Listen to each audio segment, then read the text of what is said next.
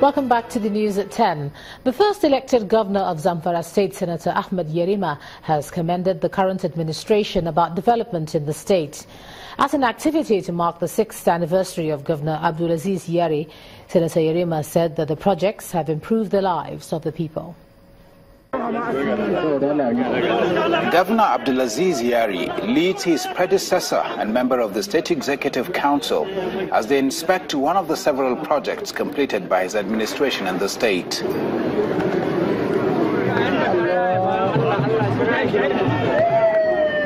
The water projects are situated in Zurmi, Maradun, Talatu Mafara and Bakura local government areas of the state. The governor believes that will enhance the socio-economic activities of the people.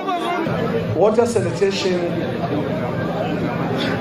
is important to life of human, and we decided to embark on this project understanding the nature of our imbalance when it comes to the issue of waterborne diseases. Your Excellency, you have succeeded in this project, which we have started through the MDGs in Zurumi local government headquarters, where this project fails. Senator Yerima added that the state has witnessed tremendous development over the last 6 years. Commission activities has become an annual event. We have been coming every year to commission projects that cannot even be counted. And this project touches the lives of the people of Zamfara State directly. I will therefore say Alhamdulillah, Alhamdulillah, Alhamdulillah. Abdulaziz, you have successfully, to the best of your ability, fulfilled all the campaign promises that were made in from 2011 to date. The state government also commissioned a series of mosque projects in Dampako, Talata Mafara, Bakura and Zurmi local government areas. The Ogun State Governor Ibikule Amoson has called for effective reforms in the country's tax regime to ensure voluntary compliance by Nigerians. He made the call in Abeokuta, the Ogun State capital, at the opening of the 2017 Tax Annual Conference.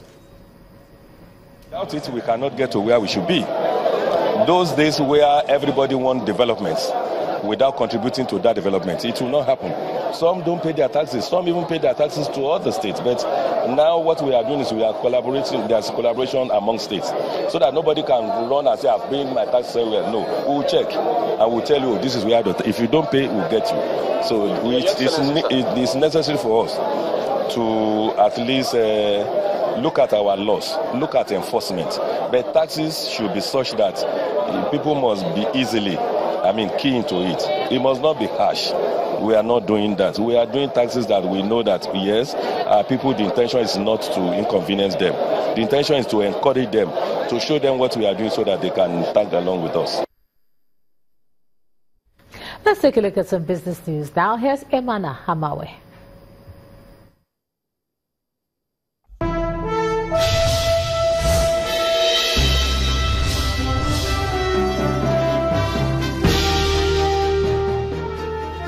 Hello and welcome to Business News. The Director General of the Debt Management Office, Dr. Abraham Wankwo, says the road shows conducted by the Debt Office on the new FGN savings bond reveal strong confidence deficit in public governance in Nigeria. Dr. Wankwo was speaking on Channels Television's Business Morning. The head of the Debt Office, however, says Nigerians need to trust in the new direction that the Buhari administration is providing, even as the government marks its second year. We tell them, look, Nigeria has never had a better opportunity than now, because we have always had resources, we have material and human resources, but we're not able to use it well. And the major problem has been corruption. A major problem has been governance, leadership, commitment, inspiration.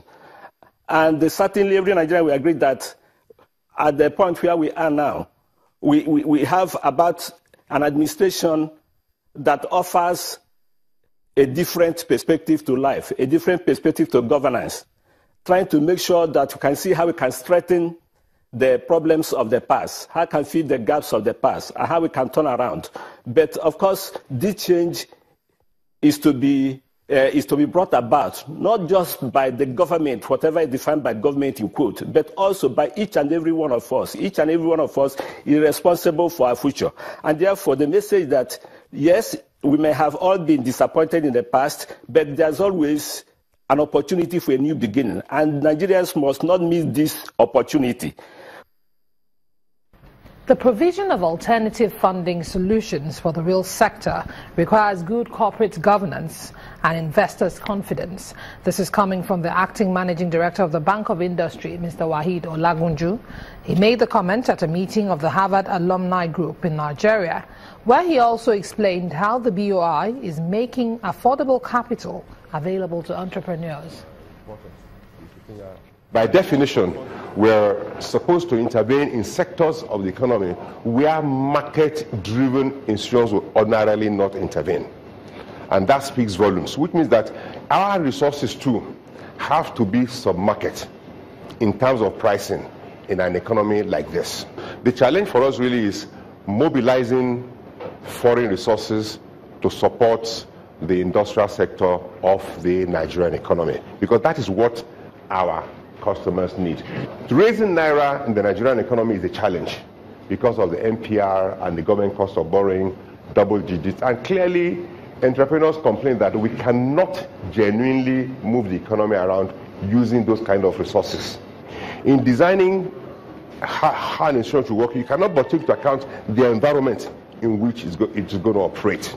So we are glad to report that the association is right in asking the Bank of Industry to come and address this subject, because we are well positioned now to be able to mobilize resources from within and outside the country to support Nigeria's industrial development.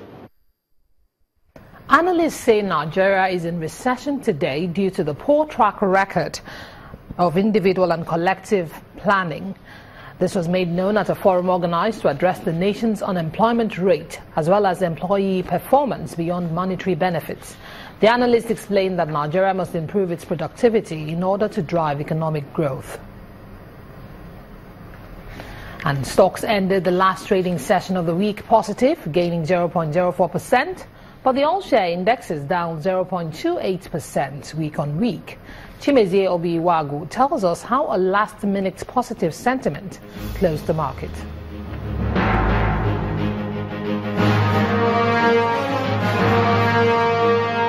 Hello and welcome to the Stock Market Report.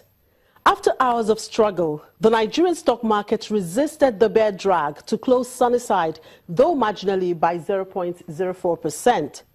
Up until 10 minutes to the close of the market, the index was still in the red, but the sudden revival of Zenith Bank share price and the gains made by Seplat, the market moved into the green. The total market value was little changed at 9.7 trillion naira. Now, the top trades on the activity chart were Transcorp, Zenith Bank and UBA.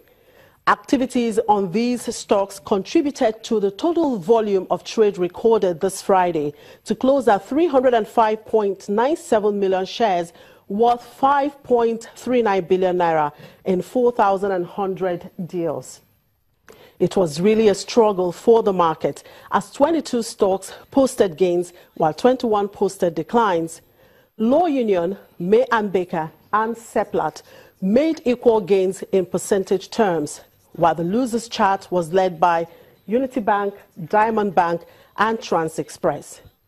Dealers are optimistic the positive trend will continue into next week as the market awaits the MPC interest rates decisions. And that was the Stock Market Report. I'm Chimezie Obi-Iwagu.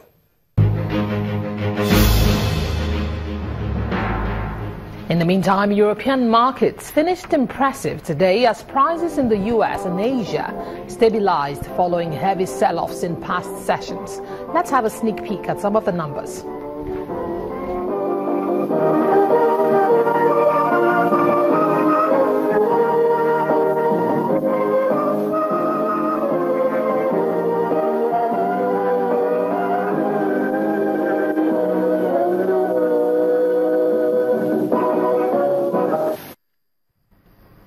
And that's Business News Tonight. I'm Imana Amawe. It's back to Ijoma.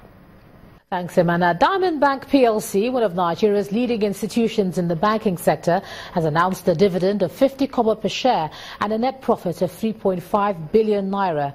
At the Diamond Bank's 26th annual general meeting, the bank's group managing director, Uzoma Dozie, noted that in spite of a very harsh economic year, Diamond Bank has been able to stay afloat with new solutions to satisfy its customers. Stakeholders of Diamond Bank at its 26th annual general meeting. The reports had earlier been circulated. Relevant sections of the audit report are taken as the auditors express satisfaction with the records of Diamond Bank in line with both internal control and legal standards. In our opinion, proper books of accounts have been kept by the bank so far as appears from our examination of those books. And the bank's statement of financial position and the statement of profit or loss and other comprehensive income are in agreement with the books of accounts. We hereby confirm that an aggregate amount of 49 billion naira, December 2015, 40 billion naira, was outstanding as of December 31, 2016, of which none is non-performing. The chairman of the board of Diamond Bank, Professor Chris Ogwechie, goes on to conduct other agenda of the meeting as newly elected members get their appointment ratified in a unanimous vote. With Diamond Bank netting 3.498 billion naira and giving a dividend of 50 kobo, the bank's managing director Uzoma Dozie is confident that with the bank's mobile apps innovation, Diamond Bank is set to win customers' confidence. Our mobile strategy provides lower costs of doing business for us and our customers, and just convenience in which they can do more transactions. They can do because they can do it wherever they are, regardless. So that gives us confidence that that we're still generating income to meet our needs, meet our impairments, and lay the foundations when economy turns around. Looking ahead, Diamond Bank says it's determined to give its customers and shareholders a more financially rewarding year with a high-performance team and results-driven management. To some health matters now. The Lagos State government is on a mission to increase its care for the disabled in the society, with special emphasis on children. And this assurance was given by the newly appointed special advisor to the Lagos State Governor on Social Development, Mrs. Joyce Onofo-Okon, when she paid a visit to Channels Television's headquarters. What I would love to implement would be what it's called early intervention. Early intervention is based on the a stitch in time saves 9 principle, that children are diagnosed early enough, there's treatments, and hopefully the outcome does not get as bad as it is. But even while implementing that, we still have to meet the needs of those who have already been identified in the states. We need to debunk the theory, the superstitious belief that a disabled child is a curse from God. We also need to encourage families to bring out their children.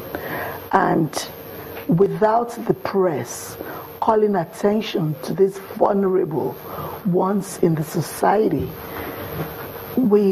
I cannot do it alone. The states cannot do it alone. We have to go back to the concept that it takes a village. Still ahead on the news at 10, Abeka Basic School Ghana and St. Louis Academy of Benin Republic confirmed their participation in the 2017 Channels International Kids Cup. That's coming up on Sports. Please stay with us.